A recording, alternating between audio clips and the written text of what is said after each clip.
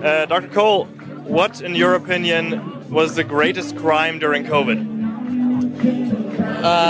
The truth died. We were lied to by governments. We were taken advantage of by intelligence agencies. We were taken advantage of by departments of defense. And the people were lied to. That's the truth in science died.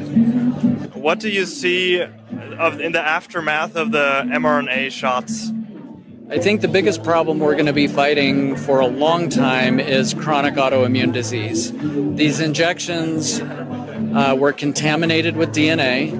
They were made with a synthetic RNA, and they weren't just making spike proteins, they were making Frankenstein proteins as well. And when the immune system is exposed to proteins that it's not supposed to see, then it starts to go haywire. So certainly we've seen some excess sudden death, and we've seen death from all causes increased around the world after the rollout of these genetic injections that were never a vaccine.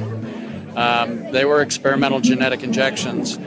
And so a lot of autoimmune disease for a long time, and decreased fertility rates we're already seeing in many countries around the world. And what I noted early on was we were seeing a lot of runaway turbo cancers. And I think we're going to continue to see that, sadly. These weren't what they were advertised to be. They were never a vaccine. And the lesson here, I think, is that we should never, as a population, ever use synthetic RNA or genetic injections ever again. Right. Was that a big accident, or did the people know what they were doing who made those vaccines and peddled them on us? The powers that be, it was a big money game for them, and they made up a false emergency. SARS-CoV-2 was never an emergency for 99.9% of the population. So they used it as an opportunity to test out their, quote, new technology that they've been tinkering with and always failing with.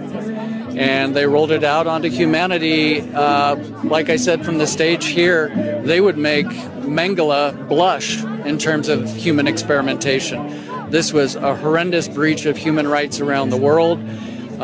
Destroyed lives, destroyed businesses, put more people into poverty. This entire couple of years has been, history will look back, and hopefully these people will be shown to be shameful like they were. And what's your message to the people of the world and the ordinary citizen? What can we do to hold these people accountable, to hold our media accountable? Which way should we pursue?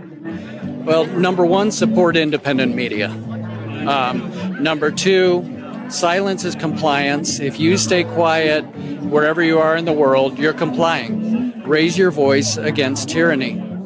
And we need to band together. Think of this. If in a business of 100 people, 20 people stood up to the owner or 30 people stood up and said, no, I'm not getting that experimental shot, the business would have failed and the business owner would have backed down.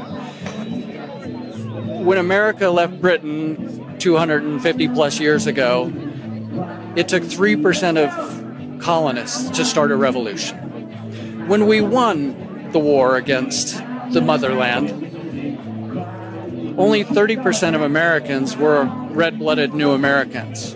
In the colony, 70% were still loyal to the crown. It doesn't take a lot of us to win, but it takes some of us. And if people are complacent, too comfortable, and safe, and hypnotized by their screens, then you're not living life. The goal is to live a beautiful life, live with love and kindness, listen to real science. There is no such thing as the science. But be part of the human experiment and this great experiment in freedom and liberty. And never give up your rights. Well said. So everybody should be the one of the 30%. Be the change you want to see in the world, like Gandhi would say. Be the change, be the one. Thank you.